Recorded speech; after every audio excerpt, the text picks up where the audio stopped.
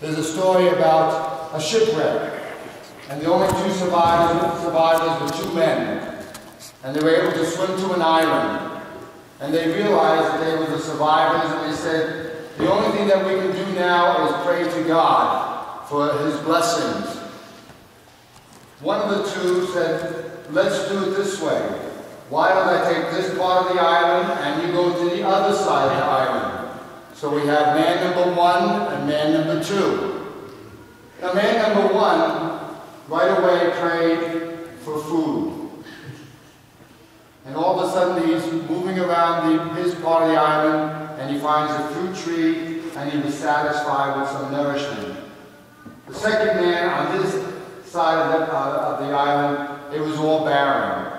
Hardly anything to scrape up, trying to survive the best he can.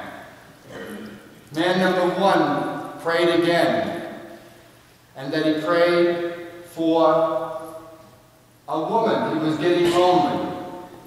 And all of a sudden, there was a second shipwreck, and the only survivor there was a woman who washed up on his side of the island. And that he was happy that his prayers were answered, and he married her, and that was going to be his wife. And then the other man had nothing on the other side of the island. Man number one prayed again. I wish I had more food, some clothing, a house, and the next day it was all there on his side of the island. Second man still had nothing. And then as they were going along in the days there on the island, he prayed again, number one.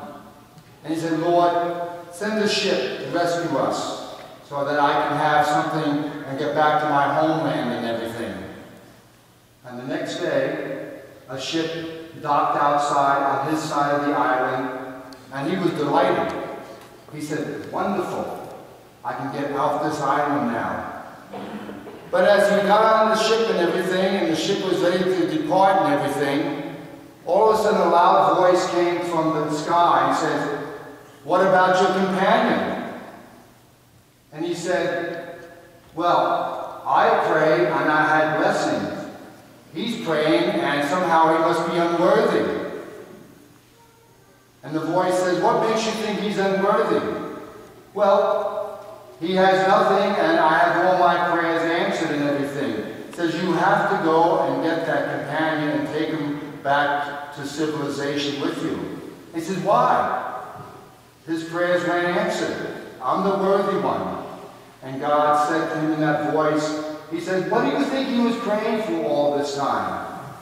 He said, I don't know. Tell me. And God says, his prayer every day was that your prayers would be answered. But then, that's the story about what we heard this afternoon. Jesus is dying on the cross, and he's thinking and praying for each and every one of us.